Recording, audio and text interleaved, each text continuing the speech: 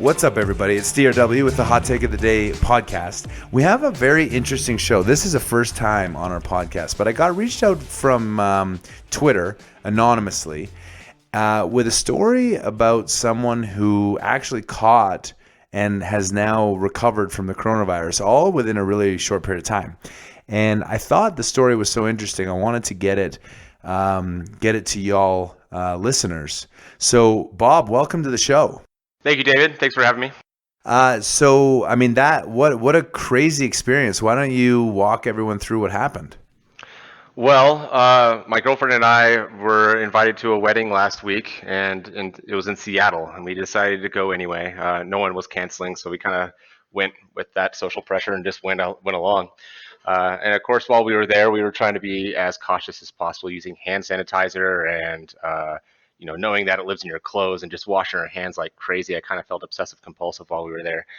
But we did stay at the Pike Market, and we did notice, every single time somebody coughs or sneezes, your radar goes off and you just start looking around.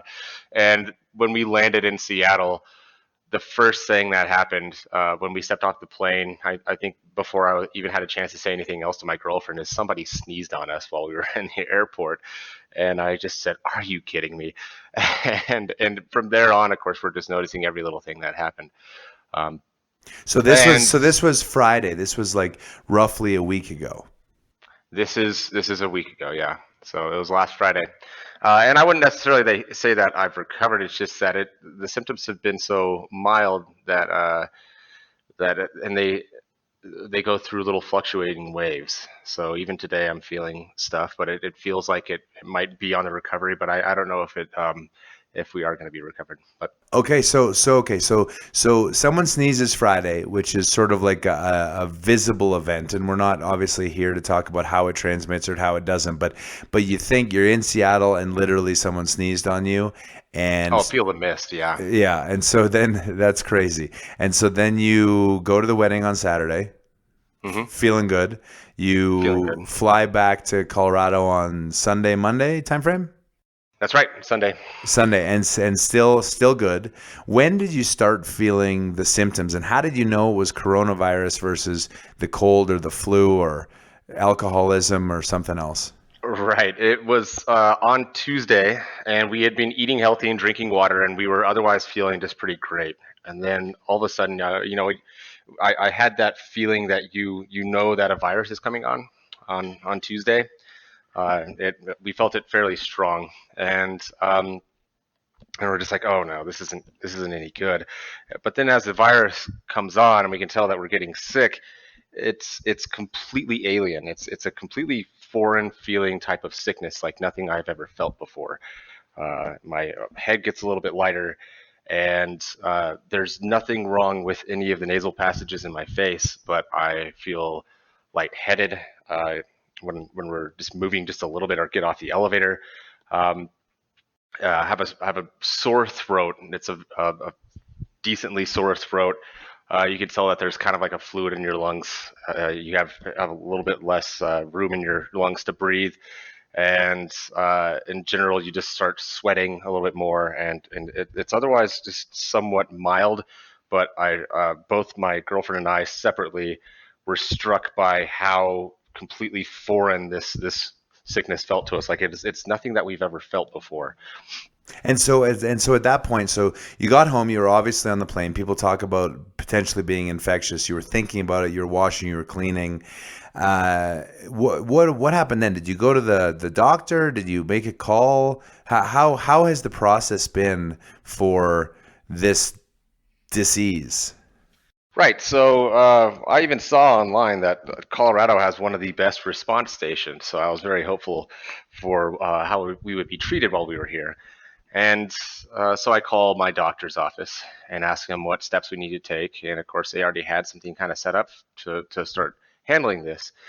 And what they told me is the station where all the coronavirus tests are happening is government run. It's a drive-through, and again, Colorado's been getting good kudos for this. But there were 150 tests for the entire state. So they told us that So unless like in a day or in a week or 150 tests. 150 tests in the entire state, period. That's all the tests that there are available in this entire state right now. And they are there's a 5-hour line. It's a drive-through facility, and a bunch of people in like hazmat type suits are there, and they will come up and just address you in your car, and then you're supposed to drive off. But people start lining up at 7 a.m. and they don't open until 10 a.m. They're only open from 10 until 2, and they only had 150 tests to distribute anyway. So for that day, as far as I know, I don't know if they have any tests at all available anymore.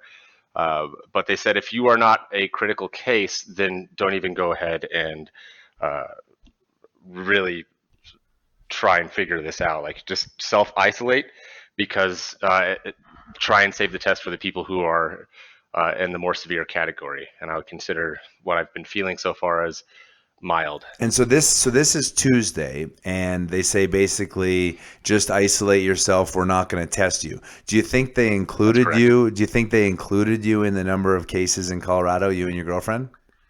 I highly doubt it. Because I would, by definition, be included in a speculative category.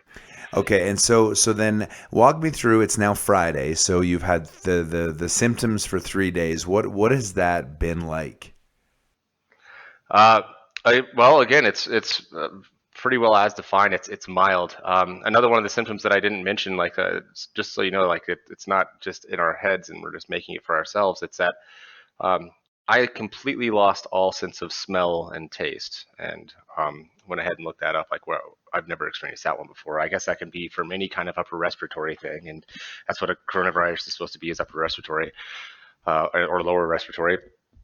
And that's what they were describing in India for a lot of their cases. That was one of their defining factors, is like, are you completely losing your sense of smell and taste? And but it's just, again, it has been a completely foreign experience as far as any kind of sickness that I've ever had, and it's very much present, but nothing that I've ever felt before, which makes it somewhat difficult to describe. Right. So the shortness of breath and muscle pain and kind of pain in my middle back, kind of around where my lungs would be, and all these symptoms. But again, as I speak about these things, they are all not really in the extreme category. It's something that if I were to get this versus the flu, I would say I'd rather get this any day than the flu. And so in terms of the fever, I guess they say kind of comes with it. On Tuesday or Wednesday, did you come down with a pretty big fever? Not a big fever, no. So what I'm interested in. Okay, so then the doctor basically says go home, and basically self-treat, self-quarantine. You stay home. You call into work and you say, hey, I'm taking time off. Whoa. Well, what's the response like from work when you call and say, hey, I think I have the coronavirus, but there's no tests, and I'm going to stay home because for the safety of people? Has that been a thing? Well, yes, and one last thing I'd like to say about that other part is that they did put us in the high likelihood category of having it, which was kind of alarming to me, just because of where we had been in Seattle and because of the symptoms that we expressed. They put us in the high likelihood category, and they still benched us because of this short number of tests that they have. But yes, as far as calling into work goes, the girlfriend was still asked to come in. So I think that is a normal dealing that we're going to have to run into in the United States, which is like, well, it's either all or nothing as far as isolation goes. But some companies are going to say, like, if you want to take unpaid sick leave, then go ahead. But it was also a high stress situation for her to even suggest that she would. I might have a disease that no one's ever heard of, that no one knows how bad it is, and I usually wouldn't have gone to the doctor, but now everyone's freaking out. And so I think for the betterment of my community, I'm being told by the New York Times on their podcast every day that I should stay home because it's selfish if I go out of the house. And then the boss/company says, actually, our sick policy is that you come in. That's effectively what you're saying. That's absolutely what happened. And she went to work all week this week until finally they came up to her and and saw what how she was acting, and saw that she was sick, and finally told her to go home. They had to come in and watch her after she basically exposed herself to the entire office, and as she was sitting there behaving very odd and sick, clearly very sick, they told her after a full week to go home. That's incredible. So then from the wedding that you were at, have you heard from anybody that they are equally feeling sick, or is there communication? Because I mean, one of the things I've noticed is like they said Tom Hanks has tested positive. It's like we're testing for this thing that like is a terminal death, and I can imagine the stigma of being like, "Ooh, I have I mean, like have you been reaching out to wedding guests and being like, hey, I don't know how to really tell you this. I know we had a great time together, but somebody sneezed on me and I might have coronavirus. You should probably get tested. I mean, is that what it's like? Well, actually, that's a good point. We need to go do that. These are the girlfriend's friends, so I didn't really know anyone when I went there, to be honest. Right. But I could get back to you on that one. Well, I heard a great, I mean, I don't know if I'm going to call this a great story, but I heard a funny story today. And for those who are on Tinder, I am not surprisingly. But I heard Tinder pushed out a public health warning that said, like, if you feel sick and have something, you should probably disclose it. To which the comment of the person who is on Tinder said, I feel like they should have been issuing that warning prior to this virus, because the shit that I'm likely to get is far worse before this thing happened. So yeah. So now we're Friday. What's the plan? You're self quarantining. You're hunkering down with food. You're gonna feel better, and then you're just gonna reemerge in society. I mean, how many people do you think that you were roughly exposed to between the Friday and the Tuesday when you felt sick? Oh my God, I hardly want to admit it. This is why I'm glad I'm anonymous. It's well into the thousands, I'm sure. So Not even kidding. Because I mean, there were at least 400 people or 300 people at this wedding alone, and we were all dancing with them. And yeah. right. And so it seems to me, and again, like, look, I'm not a doctor. I've never professed to be a doctor. I profess to look at the data, and I have made it clear. I don't want anyone getting sick, but I also think that, like, the world economy does take some level of consideration. And it would seem to me that if you got this in Seattle pre-quarantine and then you get on a plane, you see 400 people, even if you're quarantined, I mean, you've run into so many people, the likelihood that it's everywhere and that people aren't disclosing it because 40% of Americans don't have $400 for an emergency and 58% don't have paid sick leave. It seems like most people are just kind of grin and bearing it like they would a cold or a flu and going on about their business. So, which makes me think that there are hundreds and hundreds of times more cases than we're using on our Worldometer hamburger counter. What do you think about that? I absolutely agree, and I feel somewhat ashamed of how I acted, because I put myself in the scientist category and as someone who like knows how to wash their hands and use hand sanitizer, and yet I still, it was still our temptation and our normal habit behavior that, like, we don't have red noses and puffy faces, and we're able to function, therefore we do. And that's how people treat the flu and the cold. It's like, the flu and the cold, last 2 or 3 weeks, but you don't take 2 or 3 weeks off of work. You go back when you're functional. Right. And so we felt functional, and that's why we went and continued to have contact. So let me ask this question. So what you're sitting in the government position, and I think that, regardless of how this started, the genie's out of the bottle and now we're full bore panic. How would you, knowing what you know, and knowing the sequence of events in which you became infected, tried to tell someone, wasn't told, wasn't allowed into the system, and then have sort of carried on, what would you do differently in the current state? Assuming that we were going to go to Seattle anyway, we might have canceled that trip. But assuming that we were going to Seattle anyway, it's difficult to have self quarantined, and self quarantine is, I mean, as we've been trying to do it, is we've been finding it's incredibly difficult anyway. We've been ordering food from Amazon and having it delivered to our door. and everything like that. However, we still had so many cases of contact that I don't know how that would have been avoided. Right. Assuming that we still were going to get uh, back home to Colorado where we live, and Right. because Which then is a otherwise concern too. Because then you're it's a stuck in financial Seattle. barrier. It's a financial barrier. You're going to self quarantine yourself in a hotel in Seattle. And then if Right. it's truly this transmissible, then unless you disclose yourself to that there, then they're not going to want you. I mean, even this, like this recording, I was like, well, I definitely can't come to you in person because God, then I'd have to quarantine. Then I'd quarantine my family. Then I'd, blah, blah, blah. So, I mean, there's so many considerations. And yet, to me, like professional sports have shut down all their events, which to me is as much the fact that half people weren't going anyway because they were scared. Half people were, but were kind of looking at each other. And so there's like a brand destruction and there's demand destruction. And if someone got sick, given how litigious this country is, I would totally imagine that organization would get sued. And so as every single organization has announced a shutdown, it feels like they're like, well, okay, I'm going to shut down. Okay, I'm going to shut. So everyone has taken like the most extreme example, but the practicalities of it is you have to shut down all the airlines, all the restaurants, all the coffee stores, all the everything for some period of time if we want to resolve it. I mean, is that a fair statement? You mean you've seen it? You've been trying to live it. Absolutely, yeah. It's a totally fair statement. Colorado went viral the other day. I don't know if you saw that Portugal and Colorado both went viral, where we had a punk rock band where like people thought that no one was going to show up, but it was shoulder to shoulder packed concert here, and I think it was in the Pepsi Center. Oh, was that the Post Malone concert last night?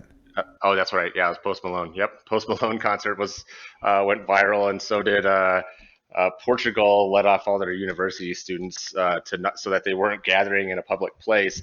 And then there's this picture of a beach in Portugal that's just completely so packed.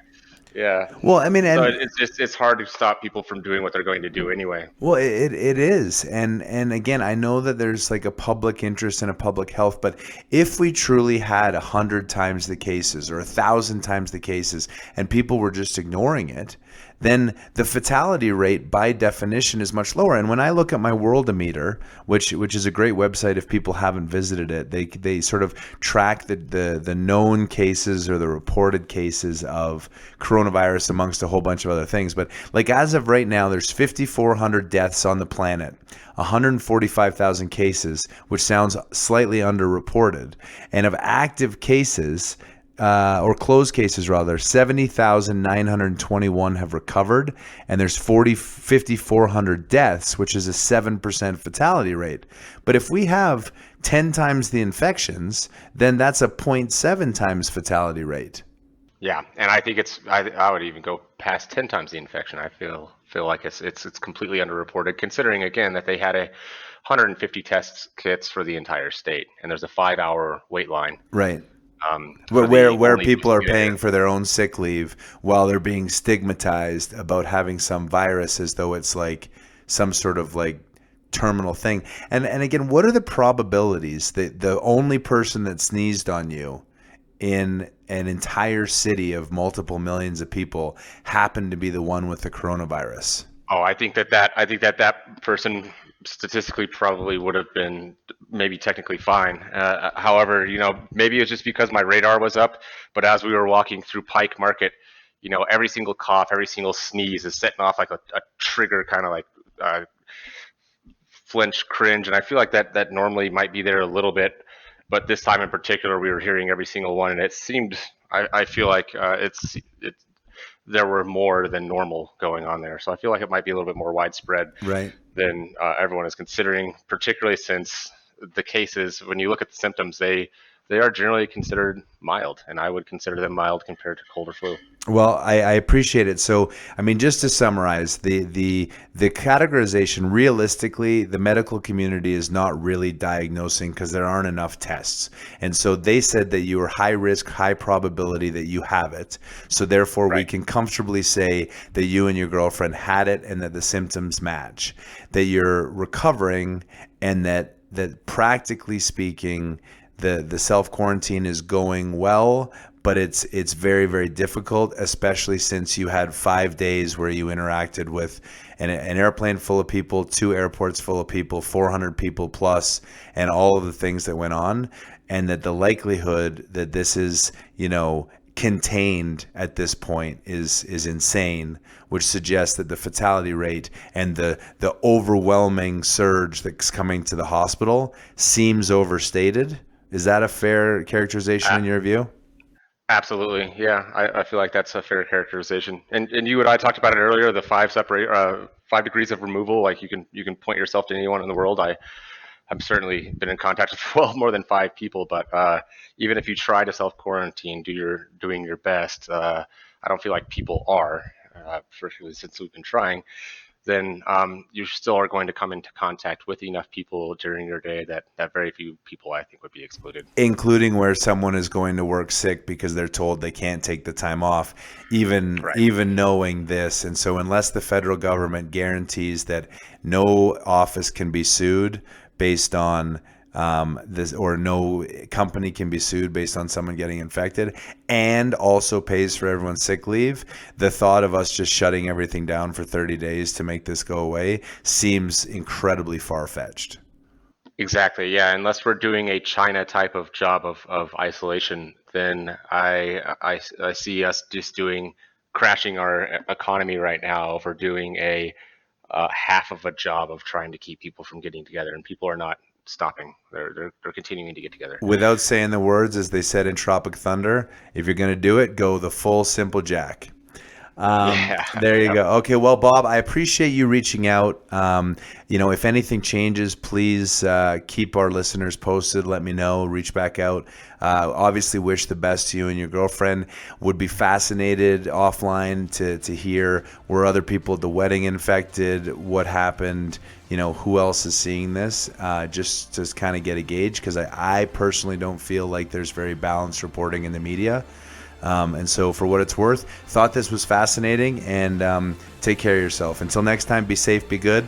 Have a great weekend. Thanks so much, David. Have a good one.